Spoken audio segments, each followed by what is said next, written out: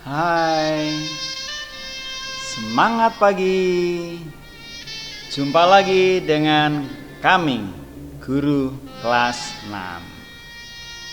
Baiklah, hari ini kita mau belajar materi kelas 6 tema 1, yaitu selamatkan makhluk hidup, subtema tumbuhan sahabatku.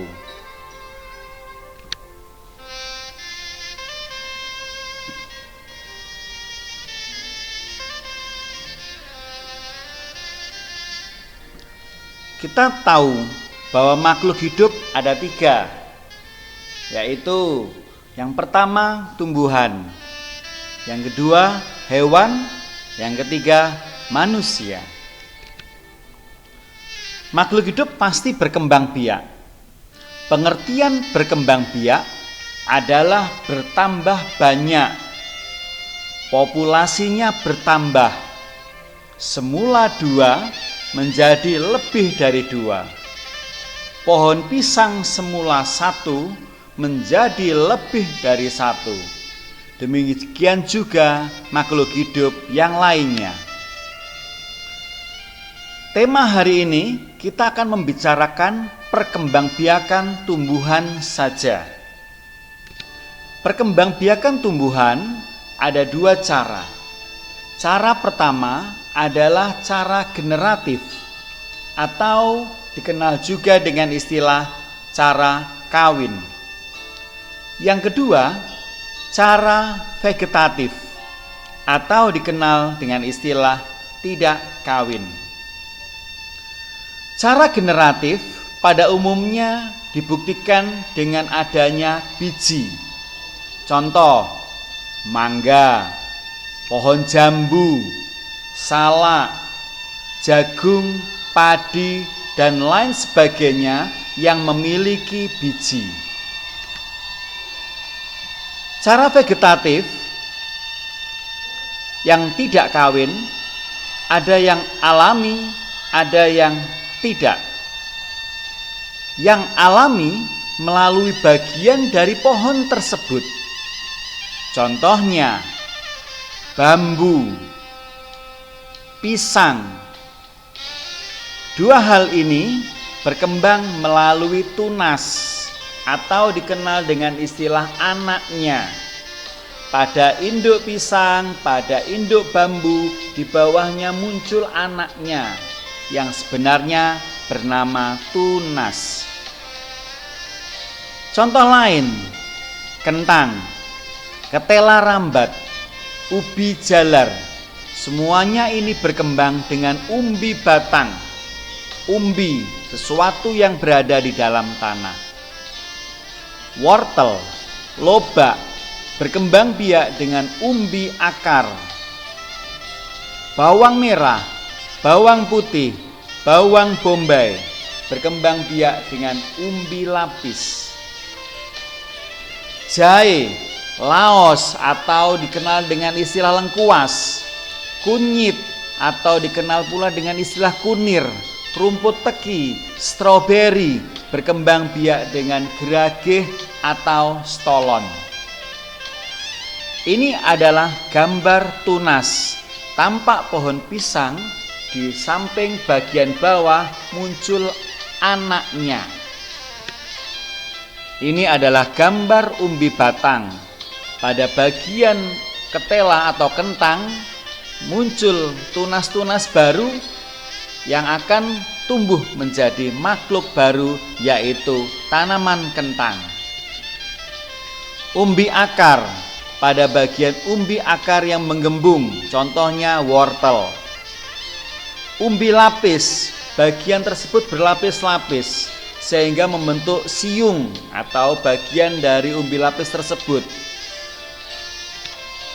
Stroberi berkembang dengan geragih, menjalar ke samping, tumbuh menjadi anak baru, sehingga tumbuhan stroberi tidak hanya 1, tapi berkembang menjadi lebih dari 1.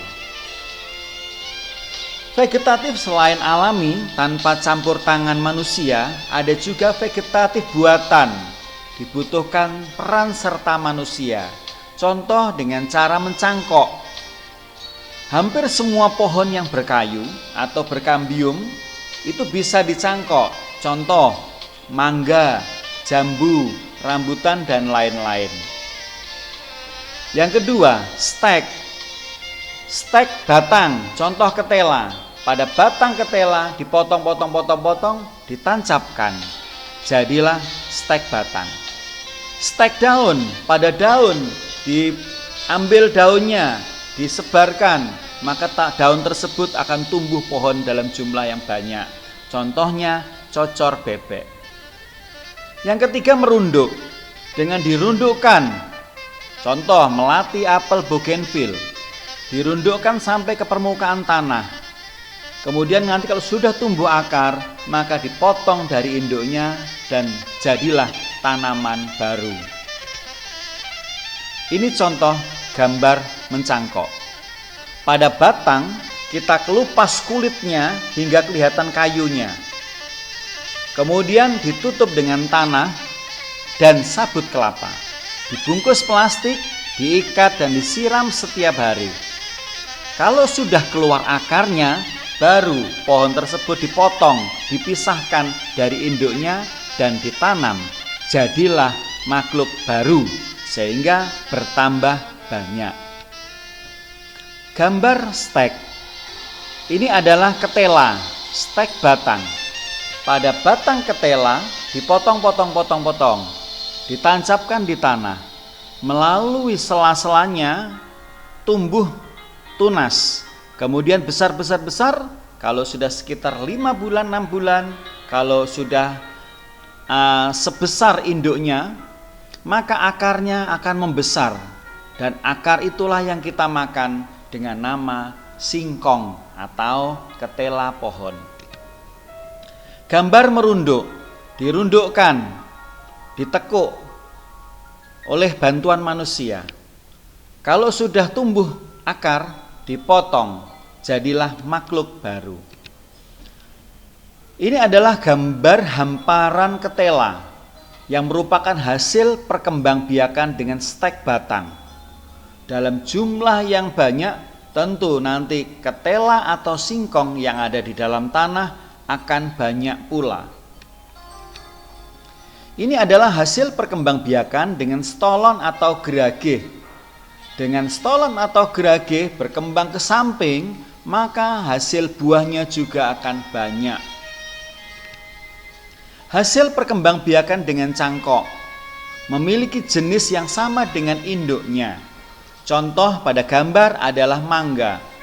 Kalau mangga tersebut adalah mangga yang baik, yang manis, maka dengan teknik cangkok, anak-anaknya nanti juga akan menghasilkan mangga yang manis pula. Hanya saja teknik mencangkok ada kelemahan. Kelemahan yang pertama, teknik ini kalau dicangkok dalam jumlah banyak dan waktunya hampir bersamaan, maka induknya akan habis karena hampir semua cabang-cabangnya dicangkok. Kelemahan yang kedua, karena cangkok ditanam tidak memiliki akar tunggang, sehingga pohon ini mudah roboh kalau kena angin yang sangat kencang. Tetapi di balik kelemahan tersebut ada keuntungannya. Keuntungan teknik mencangkok adalah buahnya cepat.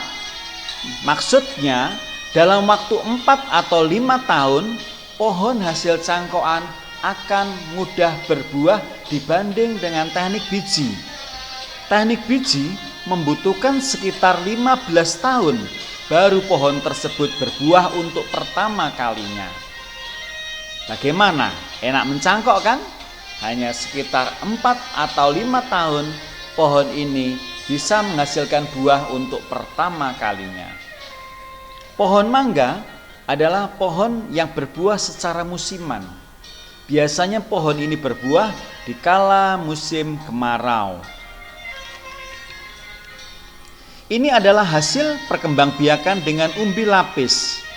Dari satu siung umbi lapis akan berkembang biak dalam jumlah yang banyak, sehingga bawang merah, juga bawang putih, juga bawang bombay akan berkembang dengan sangat pesat.